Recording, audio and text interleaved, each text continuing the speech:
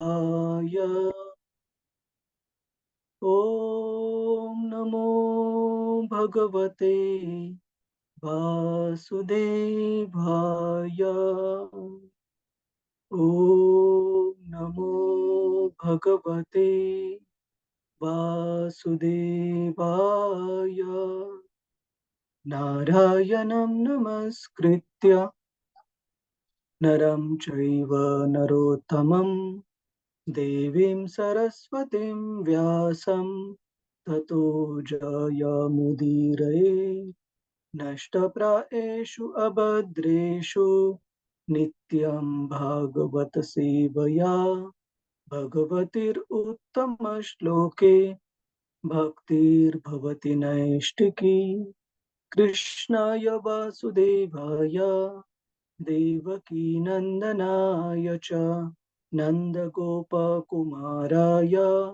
गोविन्दाय नमो नमः।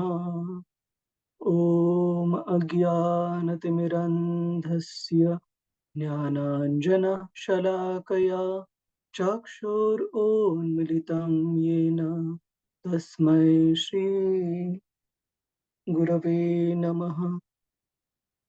श्रीचैतन्यमनोभीष्टं स्थापितं येन भूतले स्वयं रूप कदा मह्यं ददाति स्वपदान्तिकं वन्देऽहं श्रीगुरु श्रीयुतापदकमलं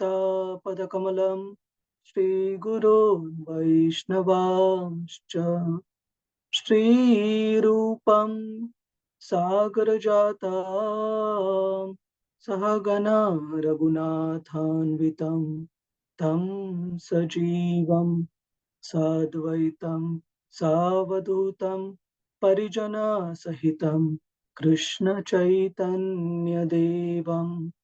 श्रीराधा कृष्णपदान् सहगना ललिता श्रीविशाखान्वितांश्च हे कृष्ण करुणा सिन्धु दीनबन्धु जगत्पते गोपेश गोपिका कान्त श्रीराधाकान्त नमोऽस्तु ते तप्त काञ्चन गौराङ्गी श्रीराधे वृन्दावनेश्वरी वृषभानुसुते देवी प्रणमामि हरिप्रिये त्वां च कल्पतरुभ्यश्च कृपा सिन्धुभ्य एव च पतितानां पावनेभ्यो वैष्णवेभ्यो नमो नमः।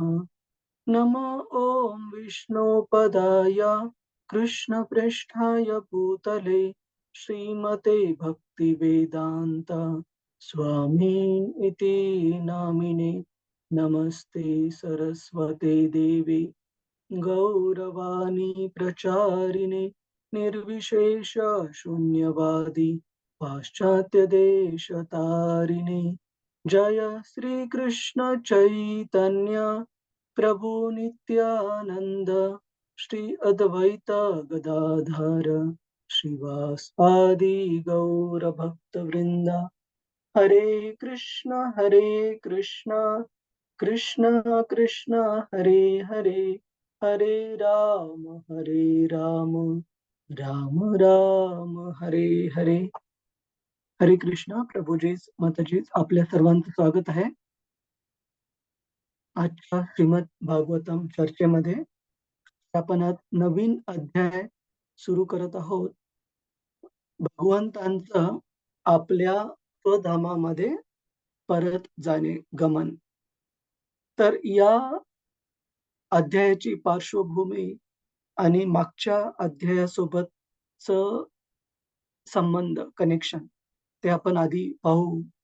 तर मागच्या अध्यायाच्या शेवटी आपण पाहिलं की ज्यावेळेस धृतराष्ट्र गांधारी हे युधिष्ठिर महाराजांचं महाल सोडून ग्रहत्याग करून ज्यावेळेस गेले आणि युधिष्ठिर महाराज ज्यावेळेस शोकाकुल होते, त्यावेळेस नारद मुनी जेव्हा युधिष्ठिर महाराजांना उपदेश करतात त्यांचा शोक दूर करण्यासाठी, तर नारद मुनी एकतर तत्वज्ञानाच्या दृष्टीने आणि नंतर प्रात्यक्षिक दृष्टीने युधिष्ठिर महाराजांना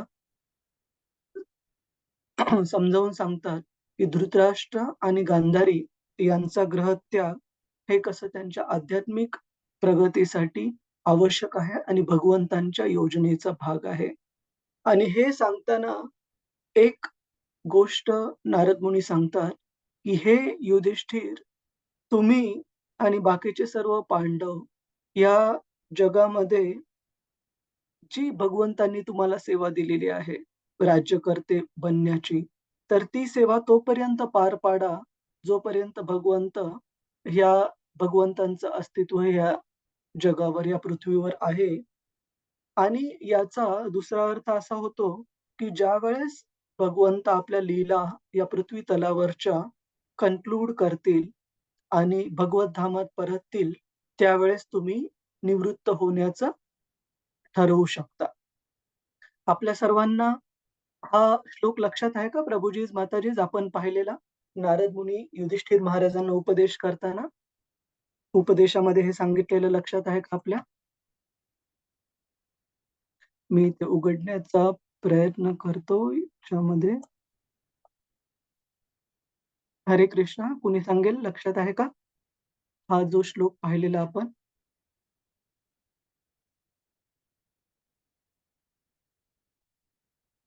एक मिनिट मी इथे श्लोक उघडतो.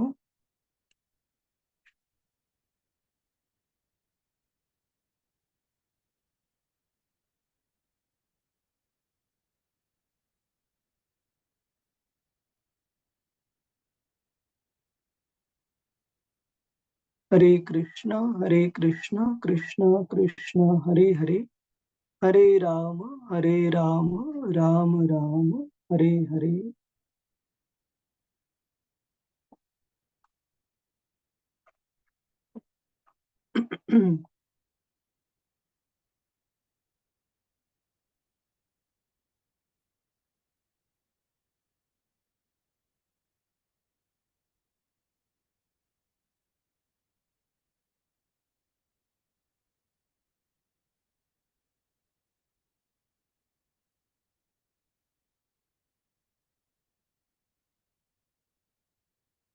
हां. तर हा तो श्लोक आहे. आपल्या सर्वांना ऐकू येत आहे प्रभुजीस, माताजीस? कुणीच काही बोलत नाहीये? मला हो, लक्षात येत नाहीये. हो, हो, ऐकू हो. येतंय? हो, हो, ऐकू हां, येतंय. हां. तर हा जो श्लोक होता, श्लोक क्रमांक 50.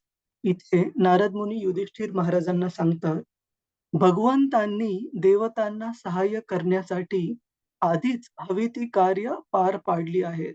जी उरली आहेत, त्यांची ते वाट पाहत आहेत. जोपर्यंत ते या अवनी तलावर म्हणजे पृथ्वी तलावर.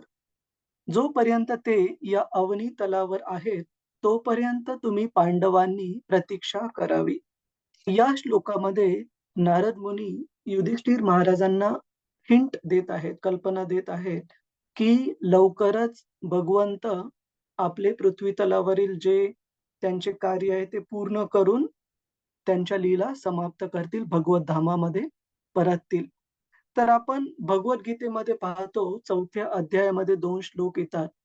4.7 आणि 4.8 ज्याच्यामध्ये भगवंत सांगतात, की "यदा यदा हि धर्मस्य ग्लानिर्भवति भारत, अभ्युत्थानम् अधर्मस्य तदात्मानं सृजाम्यहम्." की ज्या वेळेस धर्माची ग्लानी होते आणि अधर्म हा वाढतो, त्या वेळेस प्रत्यक्षात ते अवतार घेतात, धर्माला पुनःस्थापित करण्यासाठी.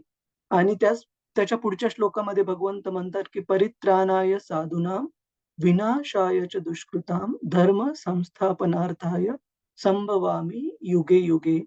की असाधू, असुर लोकांचा विनाश करण्यासाठी आणि भक्तांचं रक्षण करण्यासाठी भगवंत या जगामध्ये अवतरतात.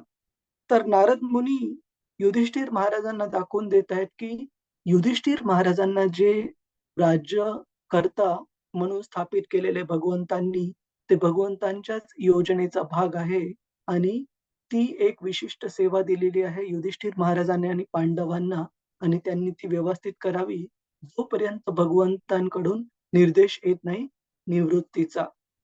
या अध्यायामध्ये, आजच्या अध्यायामध्ये 14व्या अध्यायामध्ये आपण पाहणार आहोत, की कशाप्रकारे भगवंतांचं या पृथ्वी तलावर येण्याचं जे उद्दिष्ट आहे, ते पूर्ण झाल्यानंतर कशाप्रकारे भगवंत आपले या पृथ्वी तलावरील लीला संपुष्टात आणतात आणि खरं पाहायला गेलं तर भगवंतांचं जे अ, देहत्याग आहे पृथ्वीवरील लीला संपवून, तो या अध्यायामध्ये वर्णन त्याचं नाहीये. मग तुम्ही म्हणाल, की मग शीर्षक असं काय आहे?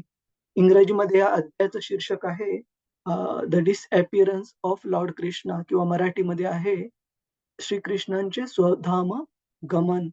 तर शीर्षक याचं याच्यासाठी आहे, की ती बातमी कळाल्यानंतर भगवंतांनी या पृथ्वी तलावरील आपल्या लीला संपुष्टात आणलेल्या आहेत आणि ते भगवत धामात परतलेले आहेत. ती बातमी कळाल्यानंतर त्याचा परिणाम पांडवांवर काय होतो आणि त्यांचं भगवंतांबद्दलचं प्रेम असल्यामुळे भगवंतांपासूनचा त्यांना जो विरह भाव जाणवतो, त्याच्याबद्दलचं वर्णन आपल्याला ह्या अध्यायामध्ये पाहायला मिळतं. आणि श्रीमद भागवतममध्ये भगवंतांचा प्रत्यक्ष या पृथ्वी तलावरून बघ आपल्या लीला पूर्ण करून भगवत धामात परतणं, हे चर्चा केलेली या एक्झॅक्ट लीलावर भगवंतांच्या 11व्या अध्यायामध्ये. ठीक आहे.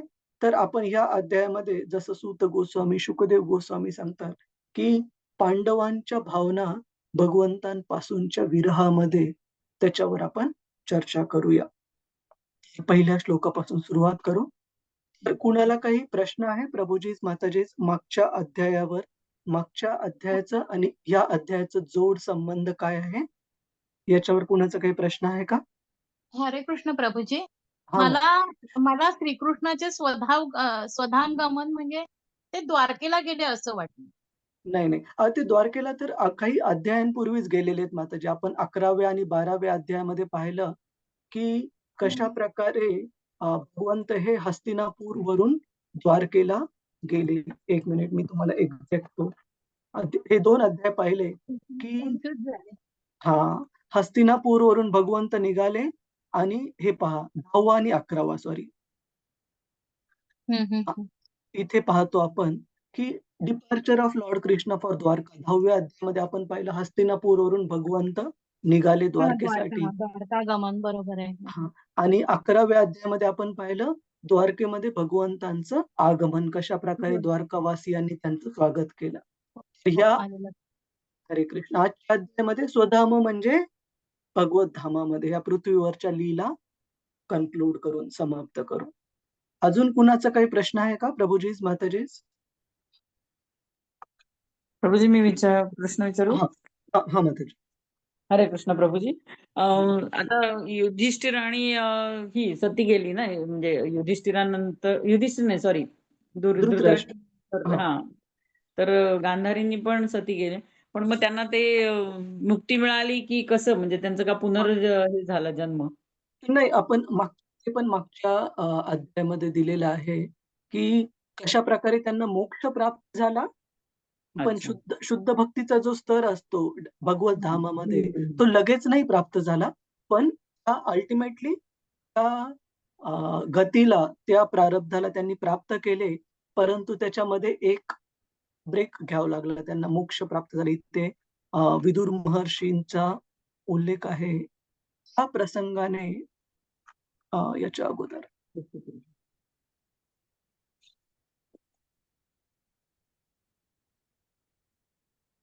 हां.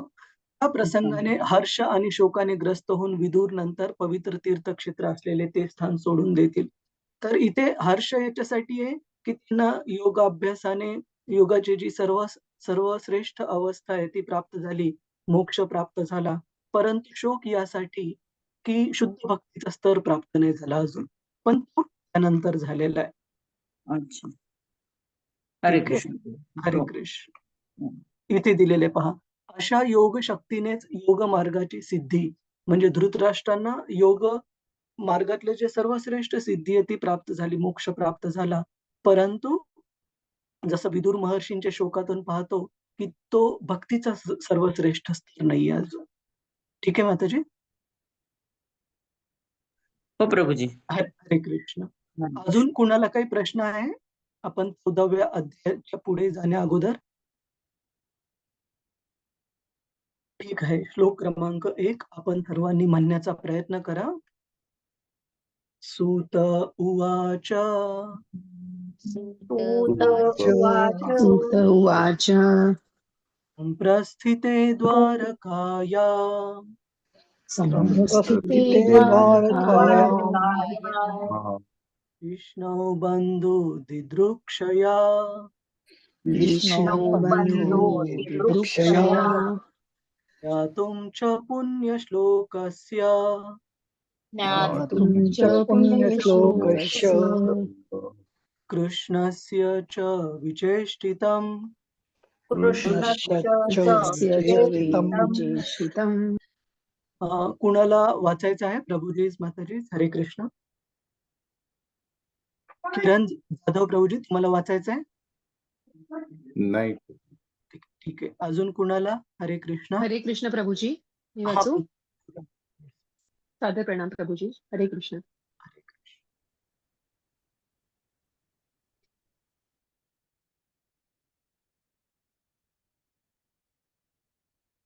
इष्टमित्र यांना भेटण्यासाठी तसेच भगवान श्रीकृष्णांकडून त्यांच्या भावी कार्याची माहिती घेण्यासाठी अर्जुन द्वारकेस आला. हरे कृष्ण, माझा ऐकू येतोय आवाज? हा. तात्पर्य शिला प्रभुपाद द्वारा शिला प्रभुपाद की जय. गीतेत सांगितल्याप्रमाणे भगवंतांचा पृथ्वीवर अवतार जो झाला होता तोच मुळी साधू संतांच्या संरक्षणासाठी आणि धर्मनिष्ठांच्या निर्दालनासाठी. कुरुक्षेत्रातील लढाईनंतर आणि युधिष्ठिरांचे राज्य स्थापित झाल्यानंतर हे काम तर पूर्ण झाले. पांडव आणि विशेषतः अर्जुन हे तर भगवंतांचे नित्य सहचार होते, म्हणून भगवंतांच्या पुढील कार्यांची माहिती घेण्यासाठी अर्जुन द्वारकेस गेला. धन्यवाद. हरे कृष्ण. हरे कृष्ण प्रभुजी, शिला प्रभुपाद की जय. हरे कृष्ण. जय जय. तर इथे आपण पाहतो की पांडव हे भगवंतांचे इतके समर्पित भक्त होते की पूर्ण जीवन भगवंत हे त्यांच्यापैकी एक असल्यासारखे. त्यांचे तर मामे भाऊ तर भगवंत होतेच आणि पांडव हे आत्तेभाऊ होते. परंतु त्या कौटुंबिक नात्याला सोडून भक्ती मार्गामध्ये पांडव हे इतके समर्पित होते की त्यांचं पूर्ण जीवन हे भगवंतांच्याच इच्छेनुसार हे ते जगले होते. जसं की आपण बघतो की अर्जुनाचं, युधिष्ठिर महाराजांचं, बाकीच्या पांडवांचं कुरुक्षेत्राच्या युद्धामध्ये युद्ध करण्याची बिलकुल त्यांची मानसिकता नसते. समोर त्यांच्या प्रियजनांना पाहून दुर्योधन इत्यादी त्यांच्या बंधूंना, भीष्म, द्रोणाचार्य इत्यादी त्यांच्या वरिष्ठांना आणि त्यांचे जे नेफ्यूज, त्यांचे जे पुतणे वगैरे आहेत, कौरवांचे मुलं, त्यांना पाहून अर्जुनाची बिलकुल इच्छा नसते युद्ध करण्याची. परंतु पांडव इतके समर्पित होते भगवंतांच्या इच्छांप्रती, की केवळ भगवंतांची इच्छा, धर्माचं राज्य स्थापन करायचं आहे, म्हणून अर्जुन आणि पांडव हे तयार झाले. त्याचप्रमाणे कुरुक्षेत्राचं युद्ध झाल्यानंतर आपण पाहतो, की युधिष्ठिर महाराजांची स्वतःची बिलकुल इच्छा नव्हती राजा म्हणून स्थापित होण्यासाठी. युधिष्ठिर महाराजांना उलट अपराधीपणाची भावना होती, की आपल्यामुळं इतक्या साऱ्या करोडो क्षत्रियांचे प्राण गेले आणि त्यानंतर भगवंतांनी सांत्वन केल्यानंतर आणि अ, अ, भीष्म पितामह यांच्याकडून उपदेश प्राप्त केल्यानंतर नंतर युधिष्ठिर महाराज राजी झाले, तयार झाले या पूर्ण पृथ्वीचे सार्वभौम राज्य स्वीकारण्यासाठी. त्याचप्रमाणे आता भगवंतांची पुढची इच्छा काय आहे, त्याप्रमाणे पांडव आपले पुढचे कार्य ठरवणार. यासाठी अर्जुनाला युधिष्ठिर महाराजांनी द्वारकेला पाठवलं आहे. आणि आपण पुढच्या श्लोकांमध्ये पाहणार आहोत, की खूप सारा काळ गेलेला आहे. अर्जुन परत आलेला नाहीये द्वारकेहून. काही महिने गेलेले आहेत, अराउंड 7 महिने. तर भगवंतांबद्दल आणि भगवंतांचे जे अ, द्वारकेतील सहचारी आहेत, यदुकुळातील सदस्य यांच्याबद्दल जाणून घेण्यासाठी आणि विशेषतः भगवंतांची पुढची भूमिका काय आहे, पुढील कार्य काय आहे, त्याप्रमाणे पांडव आपले स्वतःचे पण कार्य ठरवणार होते. तर भगवंतांबद्दल ही माहिती घेण्यासाठी अर्जुनाला पाठवलेलं आहे युधिष्ठिर महाराजांनी द्वारकेला. त्यानंतर पुढे काय होतं ते आपण पुढच्या श्लोकामध्ये पाहू श्लोक क्रमांक 2. व्यतीता कतिचिन्मासा व्यतीतः व्यतीतः कतिचिन्मासाः तदा ततोऽर्जुनः तदा न्यायाततोऽर्जुनः ददर्श घोररूपाणि ददर्श घोररूपाणि निमित्तानि कुरुद्वः. निमित्तानि कुरुद्वः. हरे कृष्ण. कुणाला वाचायचं आहे? प्रभूजीच मातेचे. हा, अलका मातेचे. हरे कृष्ण. हो हो. काही महिने निघून गेले आणि तरीही अर्जुन परतला नाही. युधिष्ठिर महाराजांना तेव्हा अनेक अपशकुन दिसू लागले. ते अपशकुन अतिशय भयानक होते. तात्पर्य श्रील प्रभुपादजी द्वारा. श्रील प्रभुपादजी की जय. पूर्ण पुरुषोत्तम भगवान श्रीकृष्ण हे तर अनंत आहेत. आपल्या अनुभवातील सर्वात शक्तिमान तारा सूर्य होय. तथापि श्रीकृष्ण सूर्यापेक्षाही अधिक शक्तिशाली आहे. ते आपल्या एका श्वास प्रश्वासाच्या कालावधीत कोट्यावधी सूर्य निर्माण करू शकतात किंवा नष्टही करू शकतात. भौतिक जगात सूर्य हा सर्व निर्मितीचा आणि शक्तीचा स्रोत असल्याचे समजले जाते. सूर्यामुळे जीवनात सर्व आवश्यकता पूर्ण होतात. ज्यावेळी भगवंत अवनी तलावर प्रकट असतात त्यावेळी दिवसा प्रकाशाचे साम्राज्य सर्वत्र पसरलेले असते. त्याप्रमाणे शांती आणि समृद्धीसाठी आवश्यक असणाऱ्या धर्म आणि ज्ञानाचे सर्वत्र प्राबल्य असते. परंतु युधिष्ठिर महाराजांना आपल्या राज्यात काही उणीव जाणवू लागली आणि म्हणून त्यांना अर्जुनाची काळजी वाटू लागली. अर्जुन अनेक दिवस इकडे नव्हता आणि द्वारकेसंबंधी काही कळलेही नव्हते. भगवान श्रीकृष्णांचे अंतर्धान झाले असेल अशी शंका त्यांना आली. अन्यथा असे भयानक अपशकुन होण्याचे काही कारण नव्हते. श्रील प्रभुपादजी की जय. हरे कृष्ण प्रभूजी. धन्यवाद माताजी. हरे कृष्ण. तर आपण पाहतो की भगवंत ज्या वेळेस त्यांचा या पृथ्वीवर वास असतो त्यावेळेला ह्या पृथ्वीची भरभराट याला काही सीमा नसतात. जसं आपण कुंती महारानींच्या प्रार्थनेमध्ये पण पाहिलं की कुंती महाराणी सांगतात 8व्या अध्यायामध्ये की हे भगवंत, हे जे आम्हाला प्राप्त झालेलं राज्य आहे आणि हे जी राज्यातली भरभराट आहे, हस्तिनापूर मधील भरभराट आहे, ती केवळ आणि केवळ आपल्या उपस्थितीमुळे आहे. त्याच प्रकारे आपण भागवताच्या पण 10व्या वर्णन पाहतो की भगवंत ज्यावेळेस या पृथ्वीवर अवतरले, मथुरेमध्ये आणि त्यानंतर गोकुळधामामध्ये त्यांना घेऊन गेलं वसुदेवांद्वारे गोकुळधाम आणि नंतर वृंदावन. तर ही सर्व भूमी ही पावन झाली आणि पृथ्वी भरभरून सगळं काही देऊ लागली केवळ आणि केवळ भगवंतांच्या पृथ्वी तलावर उपस्थित असल्यामुळे. त्यामुळे पांडवांना जे की प्रत्येक दिवस आयुष्याचा प्रत्येक क्षण हा भगवंतांच्या सानिध्यामध्ये आणि त्यांच्या मार्गदर्शनाखाली घालवण्याची सवय होती. युधिष्ठिर महाराजांना खूप आश्चर्य वाटलं ज्यावेळेस त्यांनी पाहिलं की त्यांना काही अपशकुन वेगवेगळे दिसत आहेत आणि कोणते अपशकुन ते आपण येणाऱ्या श्लोकांमध्ये पाहू. आणि युधिष्ठिर महाराज हे इतके महान धर्मात्मा होते की त्यांना ती भगवंतांच्या कृपेने आध्यात्मिक बुद्धी प्राप्त झालेली कोणतीही गोष्ट लगेच पटकन ओळखण्याची. भागवत सांगते की युधिष्ठिर महाराजांना ही गोष्ट नक्की माहिती होती की कृष्ण जोपर्यंत या पृथ्वीवर आहेत तोपर्यंत कोणत्याही डिस्क्रिपन्सीजला आपण मराठीमध्ये काय म्हणतो? कोणतेही अपशकुन, कोणतेही चुकीचे शकून, चुकीचे सायन्स हे आपल्याला काही दिसणार नाहीये. तर कारण हे अपशकुन दिसत आहेत, युधिष्ठिर महाराजांच्या मनामध्ये शंका उत्पन्न झाली, की नारद मुनींनी आपल्याला जस्ट थोड्या वेळापूर्वी उपदेशामध्ये सांगितलेलं, की भगवंत जोपर्यंत आहेत, तोपर्यंत हे राज्य, ही सेवा तुम्ही चालवा. मग कदाचित भगवंत तर अंतर्धान झालेले नाहीये, या पृथ्वीवरचं त्यांनी आपले लीला संपवलेल्या नाहीयेत, अशी शंका त्यांच्या मनामध्ये आली. कारण याशिवाय दुसरं युधिष्ठिर महाराजांसारखे, अर्जुनासारखे आणि बाकीच्या पांडवांसारखे शासक या पृथ्वी तलावर उपस्थित असताना असं अपशकुन होण्याचं दुसरं कोणतंच कारण नव्हतं भगवंतांच्या अंतर्धान होण्याशिवाय. तर पुढे कोणते कोणते त्यांना अपशकुन होतात ते आपण अपशकुन दिसतात ते पाहू. हरे कृष्ण. श्लोक क्रमांक 3. कालस्य च गतिं रौद्रां कालस्य च गतिं रौद्रां विपर्यस्तत् विपर्यस्तत्तु धर्मिणः विपर्यस्तधर्मिणः पापीयसीं नृणां वार्ताम् पापीयसीं नृणां वार्ताम् क्रोधलोभाधृतात्मनां क्रोधलोभामृतात्मनाम् कुणाला वाचायचं आहे? प्रभुजीज हरे माताजी. कृष्ण प्रभूजी, मी वाच. हा, किरण जाधव. हरे कृष्ण. हरे कृष्ण. ज्यांना कालगती बदलल्याची जाणीव झाली, ऋतुचक्र विपरीत झाले होते. जनसामान्य अतिशय लोभी, क्रोधी, कपटी होऊ लागले होते.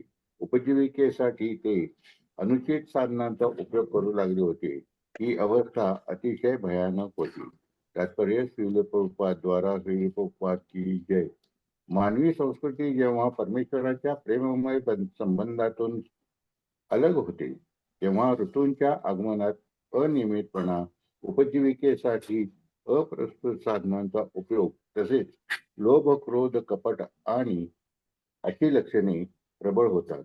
एका ऋतूच्या ठिकाणी जेव्हा दुसऱ्या ऋतूची लक्षणे प्रकट होतात, तेव्हा ऋतूतील अनियमितपणा समजून येतो. उदाहरणार्थ, पावसाळा शरद ऋतूच्या स्थानी येणे, अथवा एका ऋतूत येणारी फळे फुले दुसऱ्या ऋतूत होऊ लागणे इत्यादी. भगवत भावनांविहीन मनुष्य निरपवादपणे लोभी, क्रोधी, ठग असतो. असा मनुष्य कोणत्याही अनुचित मार्गाने आपली उपजीविका चालवितो. युधिष्ठिर महाराज राज्यावर असताना वरील लक्षणे सहजासहजी दिसत नव्हती. युधिष्ठिर महाराज आपल्या राज्यांच्या कृष्ण भावना भावित वातावरणात यत्किंचितही विकार निर्माण झाल्याचा अनुभव करून आश्चर्यचकित झाले आणि त्यांना भगवान श्रीकृष्णांच्या अंतर्धानाविषयी आशंका येऊ लागली. अनुचित साधनांचा अर्थ आहे आपल्या गुणकर्मांपासून भ्रष्ट होणे.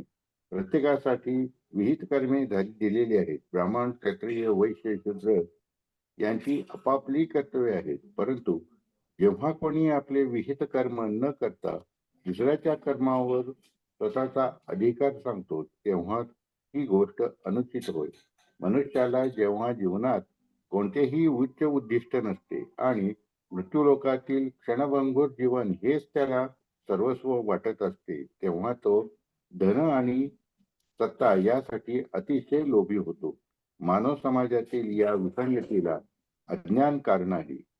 हे अज्ञान नष्ट करण्यासाठी या अधोगतीच्या कलियुगात श्री भगवंतांच्या रूपाने येथे प्रकाश पसरविणारा शक्तिमान सूर्य तळपत आहे. हरे कृष्ण प्रभूजी. श्रील हरे प्रभुपाद कृष्ण. की जय. हरे कृष्ण. श्रीमद भागवताच्या रूपाने, म्हणजे श्रीमद भागवत हे भगवंतांचं रूप आहे. या कलियुगामध्ये लोकांना अंधारामधून प्रकाश दाखवण्यासाठी.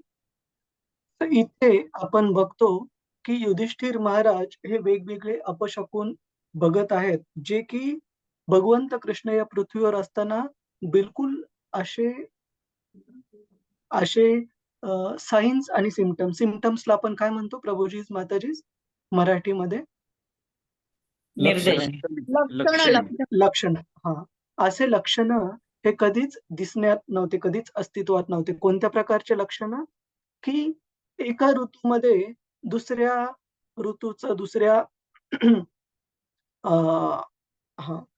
ऋतूची प्रकट होणारी लक्षणं. उदाहरणार्थ आजकाल जसं आपण पाहतो, हिवाळ्यामध्ये पण पाऊस पडतो, पावसाळ्यामध्ये बऱ्याचदा पाऊस वेळेवर पडत नाही, किंवा अशा पृथ्वीवरील ठिकाणं जिथे एक विशिष्ट प्रकारचं हवामान सामान्यतः असतं, दुसऱ्या प्रकारचं हवामान लगेच प्रकट होतं. जसं आपण मागच्या महिन्यामध्ये, मला वाटतंय 1 महिन्यापूर्वी नोव्हेंबर महिन्यामध्ये पाहिलं, की UAE, United Arab Emirates, Dubai, Abu Dhabi अशा ठिकाणी इतका मोठा पाऊस पडला, की पूर आला अक्षरशः तिथं. अशा वाळवंटाच्या ठिकाणी जिथे की सामान्यतः उष्ण तापमान असतं, पावसाचा थेंब पण म्हणजे पाऊस फार कमी प्रमाणामध्ये पडतो. अशा ठिकाणी खूप जास्त पाऊस होणे, पूर येऊन बऱ्याच हानी झाली. लोकं काही गेले पण त्याच्यामध्ये.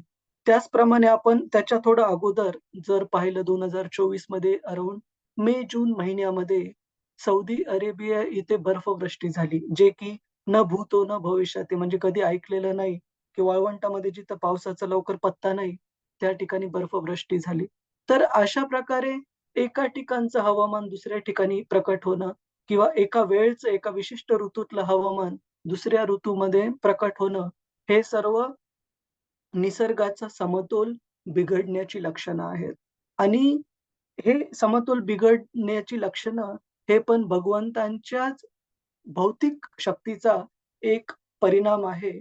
ज्यावेळेस मनुष्य अधर्माने वागायला लागतो, त्यावेळेस भागवत सांगतं, की असं ऋतू बदलणे, हवामान म्हणजे कोणतीही गोष्ट कोणत्याही सीझनमध्ये कधी पण होणे, हे सर्व पण आपल्या अधर्माचं लक्षण आहे आणि त्या काळामध्ये युधिष्ठिर महाराजांच्या काळामध्ये असं काही अनुभवण्याची त्यांना बिलकुल सवय नव्हती. तर ज्यावेळेस त्यांनी अशी सारी लक्षणं पाहिले, त्यांना खूप आश्चर्य वाटायला लागलं आणि त्यांच्या मनामध्ये ही शंका आली, कदाचित भगवंत ह्या पृथ्वीवर राहिलेले तर नाहीयेत, अंतर्धान झालेले आहेत का? कारण भगवंत जोपर्यंत असतील पृथ्वीवर तोपर्यंत अशा प्रकारच्या डिस्क्रिपन्सीज, अशा प्रकारचं एक हवामान दुसऱ्या हवामानामध्ये लगेच बदल होणं, हे स्वाभाविक नाहीये भगवंत असेपर्यंत. आणि त्याचप्रमाणे अजून एक लक्षण त्यांनी हे पाहिलं, जाणलं, की लोकं आपल्या उदरनिर्वाहासाठी चुकीच्या मार्गांचा, कर्मांचा, आपले विहित कर्म सोडून दुसऱ्या मार्गांचा अवलंब करू लागले, स्वतःचं जीवन जगण्यासाठी, स्वतःचा उदरनिर्वाह करण्यासाठी. उदाहरणार्थ आपण भगवद्गीतेमध्ये पाहतो, ब्राह्मण, क्षत्रिय, वैश्य, शूद्र इत्यादी समाजातल्या सर्व घटकांसाठी वेगवेगळ्या प्रकारचे कार्य नेमून दिलेले. जसं ब्राह्मण वर्गासाठी कार्य आहे पठण-पाठन, यजन, याजन हे सर्व कार्य दिलेले. क्षत्रियांसाठी कार्य आहेत, की धर्माचं राज्य स्थापित करणे आणि धर्माचं संरक्षण करणे आणि समाजातल्या बाकीच्या घटकांना संरक्षण प्रदान करणे आणि ॲडमिनिस्ट्रेशन म्हणजे राज्य चालवणे हे क्षत्रिय वर्गाचं कार्य आहे. त्याचप्रमाणे वैश्य वर्गाचं कार्य दिलेलं आहे. कृषी, गोरक्ष, वाणिज्य की शेती वगैरे करणे, व्यापार करणे, गायींची व्यवस्थित प्रकारे गोरक्षा काळजी घेणे आणि शूद्र घटकाचं कार्य दिलेलं आहे, की समाजातल्या बाकीच्या सर्व घटकांचं त्यांची जी वेगवेगळ्या प्रकारची सेवा आहे, त्याच्यामध्ये गुंतणे आणि कलियुगामध्ये विशेषतः असं सांगितलंय, की कलौ शूद्र संभवः की कलियुगामध्ये हळू-हळू ह्या सर्व नीतिमूल्यांचा भगवंतांनी घालून दिलेल्या वर्णाश्रम पद्धतीचा अशा प्रकारे ऱ्हास होतो, की सामान्यतः 99.99% जनता ही सर्व शूद्र गुणांना प्राप्त करते. परंतु युधिष्ठिर महाराजांच्या काळामध्ये असं नव्हतं. युधिष्ठिर महाराजांच्या काळामध्ये घालून दिलेले जे विहित कर्म होते, जे कर्तव्य होते, त्याप्रमाणे समाजातले सर्व घटक आपलं आयुष्य जगायचे. आणि ज्यावेळेस युधिष्ठिर महाराजांनी पाहिलं, की हे चुकीचे गोष्टी पण अवलंब करत आहेत आपला उदरनिर्वाह करण्यासाठी, जीवन जगण्यासाठी, पुढच्या जन्माचा विचार न करता ऐहिक ह्या जीवनाला सर्वस्व जाणून क्षणभंगूर ह्या सुखासाठी काही पण चुकीचे कर्म करायला ज्यावेळेस लोकं लागले, त्यावेळेस ती पण एक विसंगती युधिष्ठिर महाराजांना दिसली, जी की केवळ आणि केवळ शक्य होती भगवंतांच्याच ह्या पृथ्वी तलावरून गमनानंतर. भगवंत असेपर्यंत ह्या सर्व विसंगती या होणं शक्य नव्हतं. अजून कोणत्या विसंगती पाहिल्या युधिष्ठिर महाराजांनी? पुढच्या श्लोकामध्ये पाहू येणाऱ्या. जिह्मप्रायं व्यवहृतं जिह्मप्रायं मृतम शाठ्यमिश्रं च सौहृदं शास्त्रमित्रं च सौहृदं पितृमातृसुहृद्भ्रातृ पितृमातृभ्रातृ दंपतीनां च कल्कनम् दंपतीनां कल्कनम्. कुणाला वाचायचं आहे? प्रभुजीच माताजी. हरे कृष्ण. हरे कृष्णा प्रभूजी, दंडवत प्रणाम. प्रभूजी मी वाचू का? हा, हरे कृष्ण. ओके. हरे कृष्णा, दंडवत प्रणाम प्रभूजी.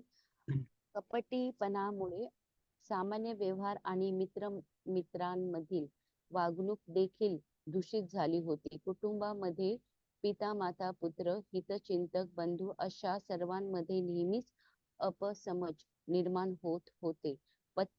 पती पत्नी देखील नेहमीच वैमनस्य आणि कलह होऊ लागले होते. तात्पर्य श्रील प्रभुपाद द्वारा श्रील प्रभुपादची जय. बद्ध जीवांकडून दुराचरण घडण्यामागे 4 कारणे असू शकतात. चुकीचे वर्तन, मूर्खपणा आणि अकार्यक्षमता आणि वंचना ही सर्व अपूर्णत्वाची लक्षणे आहेत आणि त्यापैकी दुसऱ्यांची फसवणूक करण्याची वृत्ती सर्वात प्रबल असल्याचे आढळून येते. बद्ध जीव फसवी करतात त्यांचे कारण या लौकिक जगात एक अत्यंत अनैसर्गिक इच्छेचा पगडा याच्यावरच असतो. भौतिक प्रकृतीवर प्रभुत्व गाजवण्याची इच्छा आणि शुद्ध अवस्थेतील जीव या जगातील नियमांची बांधला जात नाही, कारण त्या अवस्थेत त्याला ही जाणीव असते की जीव हा केव्हाही परमेश्वराच्या अधीन असलेला त्याचा एक सेवक आहे. तेव्हा परमेश्वराच्या वस्तूवर आपण स्वामित्व स्थापण्याची उचापत करण्यापेक्षा असे अधीन म्हणून राहण्यातच आपले हित आहे. बद्ध अवस्थेतील जीवाला मात्र त्याच्या दृष्टीत जे असेल त्यावर त्याला प्रत्यक्ष स्वामित्व मिळाले तरी त्याचे समाधान होत नाही. तो वस्तुतः स्वामी कधीच होतच नाही. परंतु अशा वृत्तीमुळे जो दुसऱ्याला ठकवू लागतो आणि स्वतःही इतरांकडून अगदी स्वतःच्या जवळच्या बांधवाकडूनही ठगविला जातो. अशा असमाधानी परिस्थितीत वडील आणि मुले किंवा अगदी पती आणि पत्नी यांच्यातही सुसंवाद राहत नाही. ही सगळी कलहाची परिस्थिती केवळ एकाच गोष्टीने, परमेश्वराच्या भक्तीने नाहीशी होऊ शकते. या जगातील ढोंग आणि दांभिकतेचे आवरण घालण्याचा भगवत सेवा हाच एकमात्र उपाय आहे. जगातील विसंगती दृष्टीस आल्यास युधिष्ठिर महाराजांनी भगवान पृथ्वीवरून अंतर्धान झाले असावेत असा तर्क केला. हरे कृष्ण प्रभूजी, दंडवत प्रणाम. हरे कृष्ण. धन्यवाद माताजी. श्रील प्रभुपाद की जय.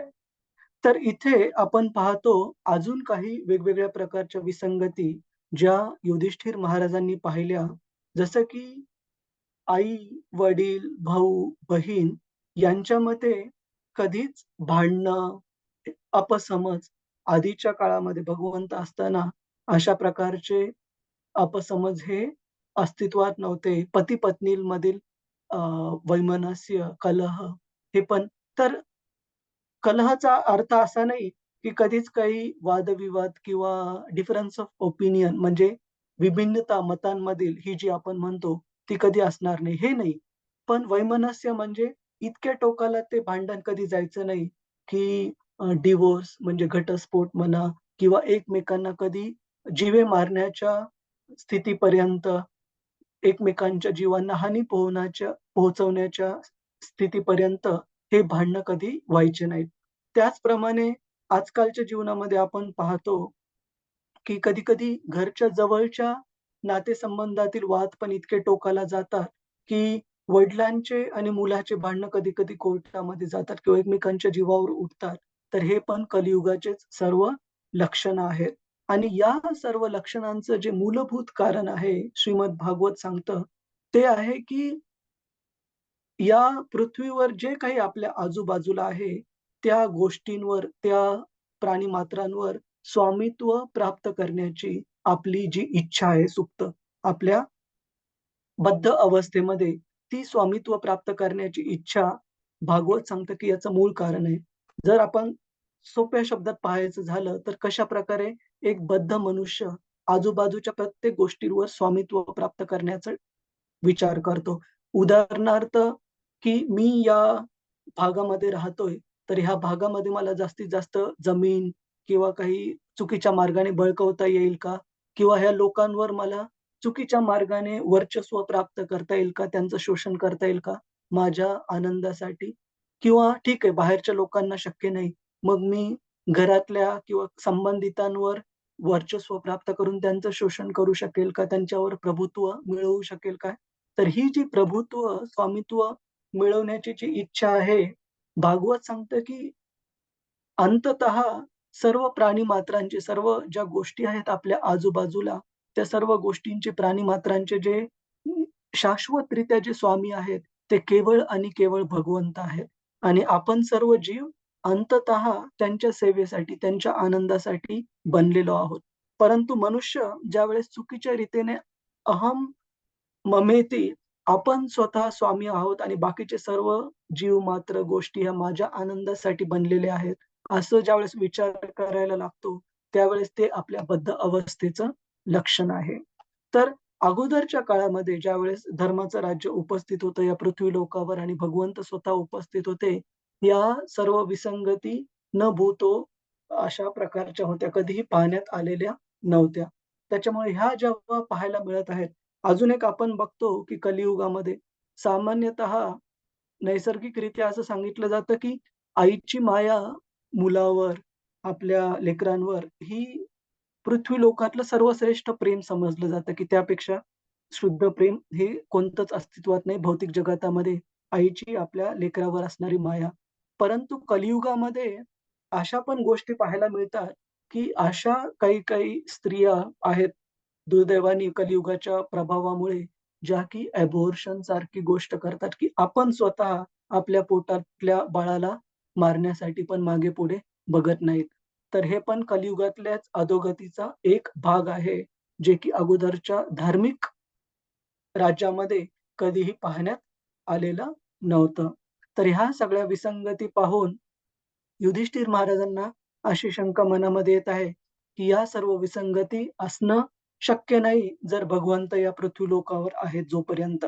तर याचा अर्थ जरूर भगवंत कदाचित आपल्या लीला संपवून भगवत धामामध्ये कदाचित अंतर्धान झाले असावेत.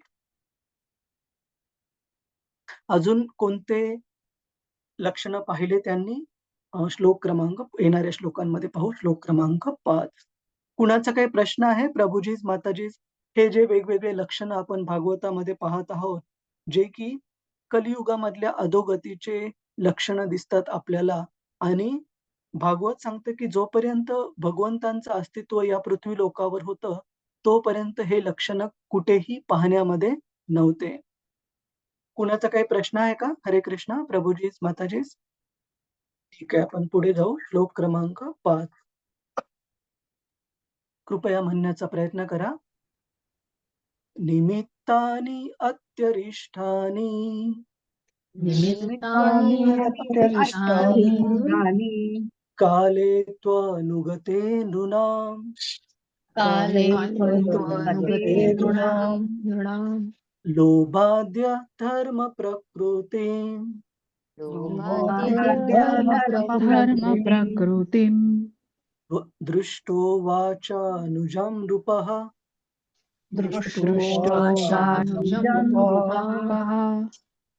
हरे कृष्णा. कुणाला वाचायचं आहे का? प्रभुजीच, माताजीच. हरे कृष्ण प्रभुजी, मी वाचू का? हा, एकच मिनिट हा माताजी. गणेश हा. कुलकर्णी प्रभू, तुम्हाला वाचायचं आहे का? हरे कृष्णा. वाचतो प्रभूजी. कीर्तीच्या माताजी तुम्ही पुढचं वाच. हो ठीक आहे? हो चालेल प्रभुजी. काळाच्या ओघात जनसामान्य लोभ, क्रोध, गर्व इत्यादी अधम प्रवृत्तींच्या आहारी गेले आहेत आणि अतिशय गंभीर स्वरूपाचे अपशकुन होत आहेत. हे पाहून राजा आपल्या धाकट्या बंधूला म्हणाले. तात्पर्य श्रीलप्रभुपाद की जय. लोभ, क्रोध, अधर्म आणि दंभ यांच्या सारख्या दुर्गुणांचा समाजात अनिर्बंधपणे संचार झालेला पाहून युधिष्ठिर महाराजांसारखा पुण्यशील राजा एकदम अस्वस्थ झाला. यावरून असे दिसते की अधपतित समाजाचे हे दुर्गुण त्यांच्या काळातील लोकांमध्ये नव्हते आणि कलियुगाचा प्रारंभ होताच या सर्व गोष्टी अशा प्रकर्षाने अनुभवास याव्यात याचे त्यांना आश्चर्य वाटले. हरे कृष्ण. धन्यवाद प्रभूजी. श्रील प्रभुपाद की जय. तर आपण पाहतो की हे जे सर्व विसंगती आहेत वेगवेगळ्या अधर्माच्या आणि अधर्माचे जे लक्षण आहेत, लोभ, क्रोध, मद, मोह, हे दुर्गुण पहिल्यांदाच पाहावयास मिळाले युधिष्ठिर महाराजांना आणि ते स्वतः धर्माचे रक्षक केवळ नाही, तर स्वतः धर्मराज युधिष्ठिर, जे की धर्माचे स्वतः पुत्र होते. यमराजांचे पुत्र आहेत युधिष्ठिर महाराज. ते अस्तित्वात असताना, भगवंत कृष्ण या पृथ्वी तलावर असताना हे दुर्गुण दिसणं शक्य नव्हतं. त्याच्यामुळे त्यांना आश्चर्य वाटलं या दुर्गुणांना पृथ्वी लोकांमध्ये पाहून. श्लोक क्रमांक 6. आणि हे सर्व अपशकुन, विसंगती पाहून ते आपल्या धाकट्या भावाला आता बोलणार आहेत. तर धाकटा भाऊ म्हणजे इथे पुढे क्लिअर होईल. भीमसेनाशी ते चर्चा करत आहेत. कारण अर्जुन हा तर गेलेला आहे द्वारकेला आणि अजून परतलेला नाहीये. तर त्याची वाट पाहत असताना युधिष्ठिर महाराजांना हे सगळे विसंगती, अपशकुन पाहायला मिळत आहेत. तर युधिष्ठिर महाराज आता भीमसेन यांना म्हणतात. युधिष्ठिर उवाच युधिष्ठिर उवाच युधिष्ठिर उवाच संप्रेषितो द्वारकाया संप्रेषितो तो द्वारकाया द्वारकायां जिष्णुर्बन्धु दिदृक्षया विष्णुर्बन्धु दिदृक्षया दिदृक्षया ज्ञातुं च पुण्यश्लोकस्य ज्ञातुं च पुण्यश्लोकस्य पुण्यश्लोकस्य कृष्णस्य च विचेष्टितम् कृष्णस्य च विचेष्टितम्. विचेष्टितम्. हरे कृष्ण. क्षितिजा माताजी, तुम्ही हा आणि हा. पुढचा पण अनुवाद वाचा. हरे कृष्ण. हा चालेल. हरे कृष्ण. अनुवाद आणि तात्पर्य द्वारा श्रीला प्रभुपाद की जय. युधिष्ठिर महाराज आपला धाकटा भाऊ भीमसेन यास म्हणाले, मी अर्जुनाला आपल्या इष्टमित्रांना भेटण्यासाठी आणि भगवान श्रीकृष्णांचे पुढील कार्यक्रम जाणून घेण्यासाठी द्वारकेस पाठवले आहे. हे भीमसेना, तुझा धाकटा भाऊ अर्जुन येथून गेला त्यास आता 7 महिने झाले, परंतु तो अजून परतला नाही. तेथील परिस्थिती कशी आहे हे खरोखर मला समजत नाही. तात्पर्य पण वाचू का प्रभूजी? पुढचं श्लोकाचं. हा. देवर्ष. देवर्षी नारदांनी सांगितल्याप्रमाणे भगवान आपले येथील अवतार कृत्य संपवणार तर नाहीत ना? ती वेळ येऊन ठेपली असावी काय? तात्पर्य, मागे चर्चा करताना हे स्पष्ट केले आहे की भगवान श्रीकृष्णांची अनेक विस्तार रूपे आहेत. त्यापैकी प्रत्येक रूप ते असले तरी ते भिन्न भिन्न कार्य करते. भगवद्गीतेत भगवंतांनी अनेक विधाने केली आहेत आणि ते प्रत्येक विधान वेगवेगळ्या रूपांसाठी तदेत्कामक अथवा अंशांशासाठी आहे. उदाहरणार्थ भगवद्गीतेत भगवान श्रीकृष्ण सांगत आहेत, हे भरत वंशजा, जेव्हा धर्माचरणाला उतरती कळा लागते आणि अधर्माचे प्राबल्य होते तेव्हा मी स्वतः अवतार घेतो. भगवद्गीता 4.7. संरक्षण करावे, दुराचरणी नाहीसे करावेत आणि धर्माची पुनर्संस्थापना करावी यासाठी मी प्रत्येक युगात अवतार घेतो. भगवद्गीता 4.8. जर मी कार्य करण्याचे थांबवले तर ही मानवजाती कुमार्गाला लागेल. त्यामुळे अवांछित प्रजेच्या वृद्धी होईल आणि माझ्या हातून सर्व संवेदनशील जीवांची शांती नष्ट होईल. भगवद्गीता 3.24. थोर माणसे ज्या प्रकारे कृती करतात, सामान्य माणसे त्यांचेच अनुकरण करतात. आपल्या उत्कृष्ट आचरणाने ते जो आदर्श घालून देतात तोच इतर जगाकडून गिरवला जातो. भगवद्गीता 3.21. वरील सर्व विधाने भगवंतांच्या संकर्षण आणि नारायण अशा तदेकात्मक रूपांना लागू होतात. भगवंत स्वतःच या सर्व दिव्य रूपांमध्ये आहेत. असे असले तरी भगवान श्रीकृष्ण स्वतंत्रपणे आपल्या वेगवेगळ्या श्रेणीच्या भक्तांशी भिन्न भिन्न प्रकारे दिव्य स्वरूपाचे आदान प्रदान करीत असतात आणि तरीही ते स्वतः प्रत्येक विश्वात ब्रह्मदेवांच्या प्रत्येक दिवसात 8,84,00,000 सौरवर्षात एकदा अवतीर्ण होतात. त्यांच्या दिव्य लीला सर्व ब्रह्मांडातून क्रमाक्रमाने प्रदर्शित होत असतात. परंतु त्या क्रमिक फेऱ्यात भगवान श्रीकृष्ण व भगवान वासुदेव यांची कार्ये सामान्य माणसांसाठी गुंतागुंतींचा विषय असतात. भगवंत आणि त्यांच्या दिव्य देहात काही अंतर नाही. भगवंतांची विस्तार रूपे विविध कार्ये संपन्न करतात. तथापि मूळ पुरुषोत्तम भगवान श्रीकृष्ण स्वतः जेव्हा अवतीर्ण होतात तेव्हा त्यांच्या अचिंत्य शक्तीने त्यांची इतर तदेकात्मक रूपे देखील त्यांच्यात सामावतात. त्यांच्या अचिंत्य शक्तीला योगमाया म्हणतात. अशा रीतीने वृंदावनातील भगवान श्रीकृष्ण मथुरा किंवा द्वारका येथील भगवान श्रीकृष्णांपासून भिन्न आहेत. श्रीकृष्णांचे विराट रूप देखील त्यांच्या अचिंत्य शक्तीने त्यांच्यापासून भिन्न आहे. कुरुक्षेत्राच्या रणभूमीवर प्रदर्शित केलेले विराट रूप म्हणजे त्यांच्या रूपाची भौतिक संकल्पना आहे. म्हणून आपण हे लक्षात ठेवले पाहिजे की बाह्यातकारी दृष्टीने एका व्याधाच्या बाणाच्या आघाताने त्यांचे अंतर्धान झाले तेव्हा त्यांनी आपले तथाकथित भौतिक शरीर या जगातच सोडून दिले.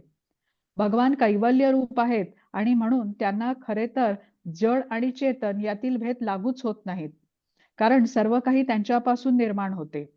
त्यामुळे त्यांनी एखादे शरीर सोडले वा दुसरा देह घेतला तरी त्याचा अर्थ ते इतर सामान्य जीवासारखे आहेत असा नव्हे. ही त्यांची सर्व कार्ये त्यांच्या अचिंत्य शक्तीमुळे एकाच वेळी एक आणि भिन्नही असतात. युधिष्ठिर महाराज जेव्हा त्यांच्या अंतर्धान झाल्याच्या शक्यतेमुळे शोक करतात तेव्हा ते केवळ एखाद्या थोर मित्राच्या जाण्यामुळे शोक करण्याची जी जनरीत आहे त्यामुळेच होय.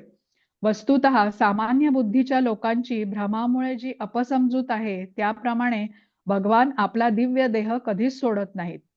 अशा अल्पज्ञ लोकांची भगवंतांनी गीतेत भर्त्सना केली आहे. त्यांना मूढ म्हटले आहे.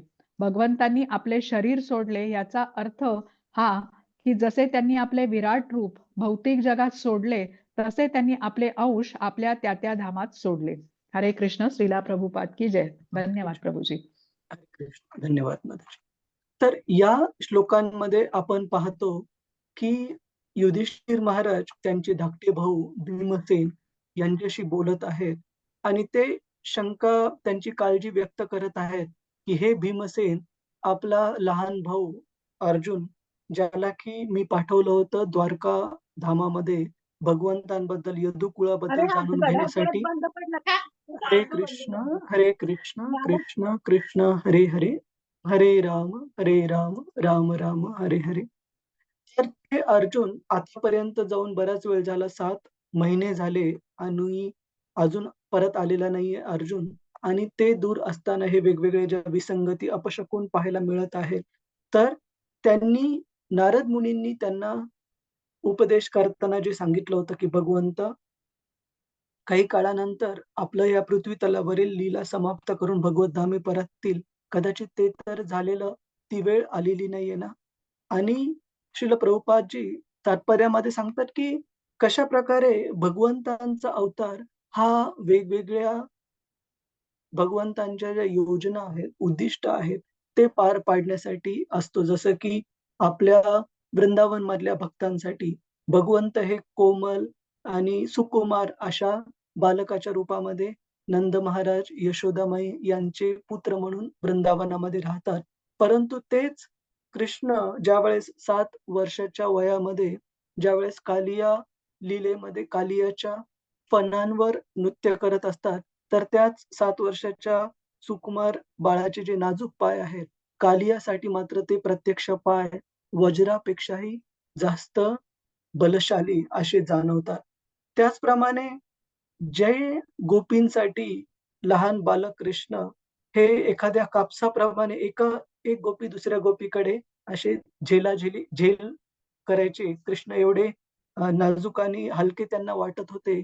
तेच कृष्ण ज्यावेळेस तृणावर्तासारख्या असुराने त्यांना पकडून आकाशामध्ये उंच घेऊन गेला तृणावर्त, तर त्यावेळेस त्या तृणावर्तासाठी त्या लहान बाळाचं जे वजन आहे ते साक्षात पूर्ण पृथ्वीच्याही वजनापेक्षा अधिक जड वाटू शकला आणि तृणावर्त त्यांना वर नाही ठेवू शकला. अंततः तो खाली कोसळला पृथ्वीवर. तर सांगण्याचा अर्थ असा की भगवंतांचं जे वेगवेगळं रूप आहे, वेगवेगळ्या व्यक्तींसाठी वेगवेगळ्या अवतारामध्ये वेगवेगळ्या प्रकारचे कार्य आणि त्यांचे ध्येय ते उद्दिष्ट ते प्राप्त करतात. आणि अंततः भगवंतांचं हे हेतू आहे, की पृथ्वीवरच्या सर्व बद्ध जीवांना आपल्याकडे, आपल्या लीलांकडे आकर्षित करण्यासाठी आणि त्यांना भगवत धामात परतण्यासाठी, शाश्वत घरी परतण्यासाठी त्यांना प्रेरित करण्यासाठी, प्रोत्साहित करण्यासाठी भगवंत या पृथ्वीलोकावर अवतरतात. तर भगवंतांची ही जी वेगवेगळी रूप आहेत, वेगवेगळे अवतार आहेत, त्यांची जी कार्य आहेत, ते सामान्य व्यक्तींसाठी, सामान्य लोकांसाठी हा खूप गूढ विषय आहे. जे भौतिकदृष्ट्या बद्ध लोक आहेत, बद्ध जीव आहेत, जे की भगवंतांच्या प्रती आध्यात्मिकदृष्ट्या समर्पित नाहीयेत. अशा लोकांच्या समोर जरी भगवंत साक्षात उपस्थित आहेत, तरी त्यांना कधीच कळालेलं नाही, की भगवंत हे कृष्ण हे पूर्ण पुरुषोत्तम भगवान आहेत. जसे की आपण दुर्योधनाचं उदाहरण पाहतो. जसे की आपण धृतराष्ट्राचं उदाहरण पाहतो आणि इत्यादी कंसाचं उदाहरण पाहतो. इत्यादी साऱ्या भौतिकवादी लोकांचं उदाहरण पाहतो, जरासंध वगैरे. परंतु भक्त जाणतात, की भगवंत मग ते यशोदामाईच्या कुशीतलं काही दिवसांचं बाळ असेना, की कुरुक्षेत्राच्या युद्धभूमीवर 125 वर्ष वय होतं भगवंतांचं आणि त्यावेळेस त्यांना पंतू वगैरे पण अस्तित्वात होते. परंतु तरीही भगवंत हे चिरतरुण दिसत होते अर्जुनाच्या समोर कुरुक्षेत्राच्या युद्धभूमीवर आणि ते नियमित चिरतरुण असतात. तर त्यांच्यासाठी श्रीमद भागवत सांगतं, की ज्यावेळेस ते पृथ्वी तलावरील आपल्या लीला संपवतात, काही लोकांचा असा भ्रम असतो, की कृष्ण या पृथ्वी तलावरून सोडून जाणे म्हणजे त्यांचा पण मृत्यू आहे का? किंवा त्यांचं शरीर सोडणं हे तुमच्या माझ्यासारख्या आपल्या भौतिक जीवनातील लोकांसारखं आहे का? तर भागवत सांगतं अजिबात नाही. कारण भगवंतांसाठी जड आणि सूक्ष्म, ग्रॉस आणि सटल, जड आणि सूक्ष्म याच्यातला फरक आपल्यासारखा नाहीये. उदाहरणार्थ, सामान्य मनुष्य जेव्हा आपला देहत्याग करतो, त्यावेळेस आपलं शरीर हे एकदा आत्मा त्यागल्यानंतर ते शरीर हे केवळ आणि केवळ जड राहतं. शरीर हे नेहमीच जड राहतं. परंतु आत्मा जोपर्यंत शरीरामध्ये आहे, तोपर्यंत त्या शरीरामध्ये आपल्याला ते शरीर चेतनामय दिसतं. अ, इफल्जंट किंवा आपण मराठीमध्ये काय म्हणतो ब्राईट किंवा इफल्जंटला मराठीत काय म्हणतो तेजस्वी. तेजस्वी दिसतं तेजस्वी. आपल्याला. परंतु त्या शरीरातला आत्मा निघून गेल्यानंतर ते शरीर हे घृणास्पद होऊन जातं. म्हणजे ज्याला डिटोरिओरेट, सडणे ज्याला वगैरे म्हणतो आणि लवकरात लवकर त्याचा अंतिम संस्कार करावा लागतो. परंतु भगवंतांच्या बाबतीमध्ये त्यांचं शरीर हे आपल्या शरीरासारखं जड नाहीये. जड म्हणजे ग्रॉस ज्याला अजून मराठीमध्ये समानार्थी शब्द काय म्हणावा लागेल? पंचमहाभूत जे आहेत, पृथ्वी, अग्नी, जल, वायू, आकाश या पंचमहाभूतांनी बनलेलं त्यांचं शरीर नाहीये. त्यांचं शरीर हे सच्चित आनंद आहे. जसा आपला आत्मा सच्चित आनंद आहे, तसं भगवंतांचं शरीर हे सुद्धा आपल्या आत्म्याच्या ज्या प्रकारे बनलेलं आहे, त्याचप्रमाणे त्यांचं शरीर पण सच्चित आनंद आहे.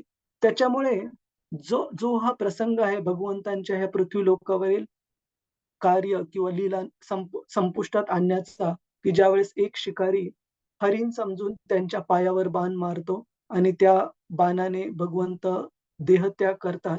परंतु ते देहत्याग करणं हे सामान्य व्यक्तीच्या देहत्याग करण्यासारखं नाहीये.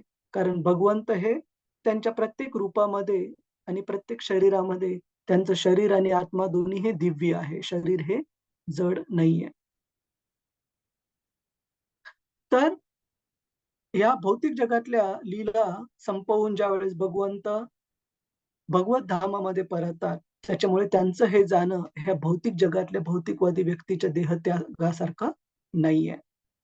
श्लोक क्रमांक 9 कुणाचा काही प्रश्न असेल प्रभूजीच माताजीच तर विचारा. हा श्लोक मोठा आहे का पाहू द्या. ठीक आहे, आपण पुढच्या वेळेला श्लोक क्रमांक 9 पासून सुरुवात करूया. हरे कृष्ण. कुणाचा काही प्रश्न आहे का आजच्या चर्चेवर? की कशाप्रकारे युधिष्ठिर महाराज ह्या विसंगती पाहत आहेत आणि ह्या विसंगती त्या वेळेपर्यंत पांडवांच्या धर्माच्या राज्यापर्यंत न भूतो न भविष्यती अशा होत्या. परंतु ज्या कारणामुळे ह्या विसंगती दिसत आहेत, ते कारण युधिष्ठिर महाराजांनी जाणलं आहे, ओळखलं आहे. कदाचित भगवंतांनी या पृथ्वीलोकावरील त्यांच्या लीला संपुष्टात आणल्या आहेत.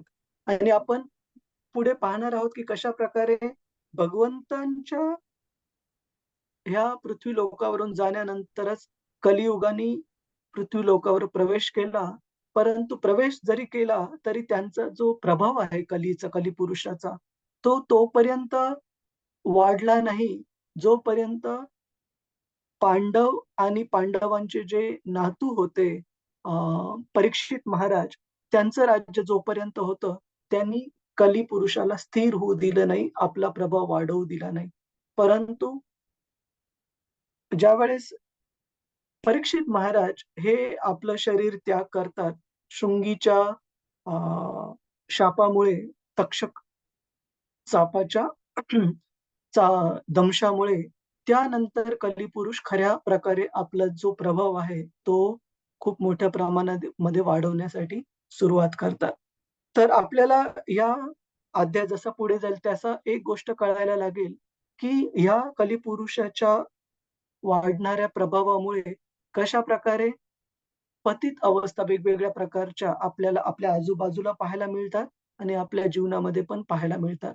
परंतु अशी पण एक वेळ होती, ज्यावेळेस भगवंत कृष्ण आणि त्यांच्या आधी प्रभू रामचंद्र ज्यावेळेस या पृथ्वी लोकावर अस्तित्वात होते, हे सगळ्या पतित अवस्था कधीही ऐकण्यामध्ये नव्हत्या. कुणाचा काही प्रश्न आहे का? प्रभुजीच, माताजीच, हरे कृष्ण.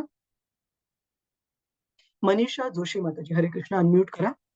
हरे कृष्ण प्रभूजी. हो.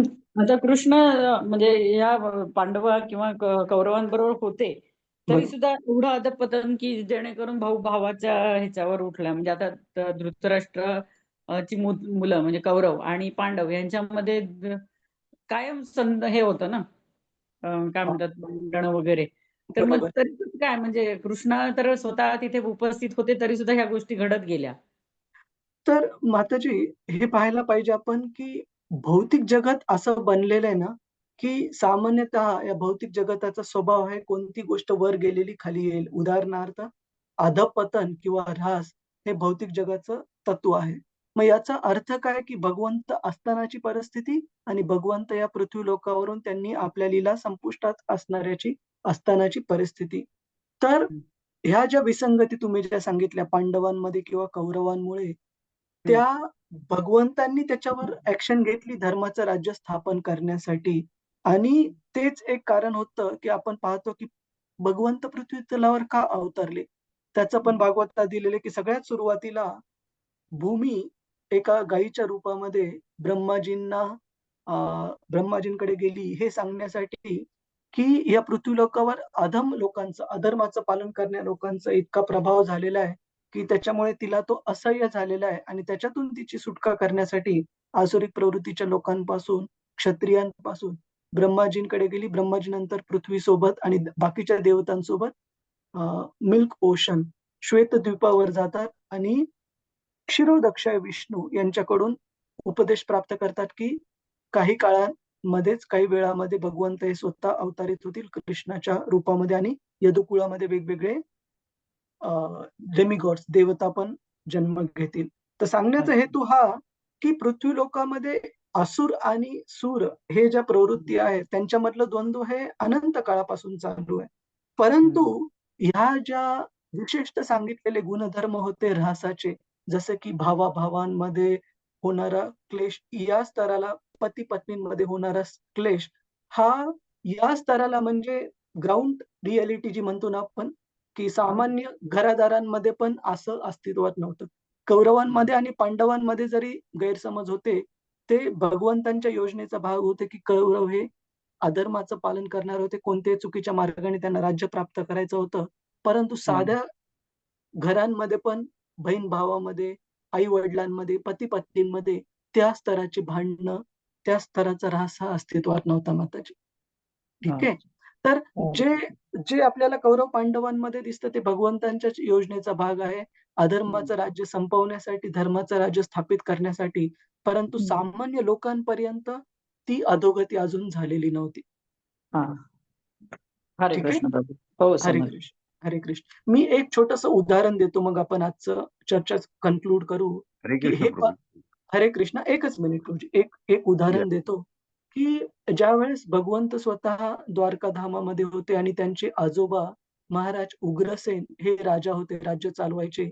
एक ब्राह्मण एक तक्रार घेऊन आला उग्रसेन महाराजांकडे, की तो म्हणाला, की मी स्वतः अजून जिवंत असताना माझ्या डोळ्यासमोर मला माझ्या मुलाचा अंत पाहावा लागला आणि ही जी विसंगती आहे, ती होणं शक्यच नाहीये सध्या म्हणजे त्या वेळेच्या काळामध्ये आणि ही विसंगती झालेली याचा अर्थ जरूर राजा धर्माचं पालन व्यवस्थित कदाचित करत नसला पाहिजे.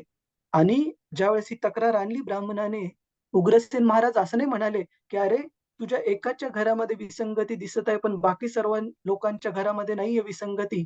त्याच्यामुळे तुझ्या बोलण्याला काही अर्थ नाहीये. तुझं बोलणं खोटं आहे." असं नाही म्हणाले ते. त्यांनी तो आरोप मान्य केला आणि स्वतः राजसिंहासनावरून पायउतार होण्यासाठी उग्रसेन महाराज निघाले. परंतु कृष्णाने त्यांना थांबवलं आणि आणि अर्जुन स्वतः यमराजांच्या लोकामध्ये गेले आणि त्या ब्राह्मणाच्या मुलाला यमलोकातून परत आणलं आणि वडिलांना दिलं. की सांगण्याचा हेतू हा, की अशी आजकाल वाटणारी साधारण घटना, पण त्या काळामध्ये असाधारण होती, की आधी वडिलांचाच मृत्यू व्हायला पाहिजे, त्याच्यानंतर पुढच्या पिढीचा व्हायला पाहिजे. सामान्यतः हे पण चक्र व्यवस्थित चालायचं. उलट कधी व्हायचं नाही, की आई-वडील जिवंत आहेत, परंतु मुलगा किंवा मुलगी गेलेले आहेत. तर एवढं बेसिक छोट्या-छोट्या गोष्टी पण त्या काळामध्ये अस्तित्वात होत्या प्रभुजीज माताजीच. ठीक आहे माताजी, हरे कृष्ण. ठीक आहे, आपण पुढचा प्रश्न पाहू. हरे कृष्ण प्रभुजी. हरे कृष्ण. नाही, याला धरून मला विचारायचं होतं की कौरव जरी अधर्माच्या बाजूला होते पूर्णपणे किंवा त्यांचं 14 वर्ष पांडव याच्यामध्ये असताना वनवासात किंवा अज्ञातवासात असताना सुद्धा त्यावेळेला ते राज्य करत होते पूर्णपणे आणि ते जरी अधर्माच्या बाजूनच होते तरी सुद्धा जनतेला त्यांनी त्रास दिला नाही ना. बरोबर आहे. म्हणजे अशा हां, पद्धतीनं बरोबर आहे आणि ती जी अधर्मी असून सुद्धा जनता त्यावेळेला अशी म्हणजे सुखी होती असं म्हणायला जागा आहे वाटते तशी. हां, म्हणजे सुखी होती वगैरे ते तर नाही, पण किमान एवढं तर निश्चित आहे, की जो ऱ्हास होता, जी अधोगती होती, ती एकदम ग्राउंड रूट्स लेव्हलला म्हणजे सामान्य लोकांच्या घरादारामध्ये ते कलियुगाचं प्रभाव अजून पसरलेला नव्हता तोपर्यंत. ठीक आहे. हरे हरे कृष्ण. खूप खूप धन्यवाद आपल्या सर्वांचा. अजून काही प्रश्न नसेल तर आपण पुढच्या आठवड्यामध्ये भेटू. त्वं कल्पतरुभ्यश्च कृपा सिन्धुभ्य एव च पतितानां पावनेभ्यो वैष्णवेभ्यो नमो नमः. अनंत कोटि वैष्णव वृंद की जय. वैष्णव ठाकुर की जय. श्रील प्रभुपाद की जय. हरे कृष्ण. हरे कृष्ण प्रभुजी. हरे हरे कृष्ण कृष्ण प्रभुजी. सादर प्रणाम. हरे कृष्ण प्रभुजी, सादर प्रणाम. हरे कृष्ण.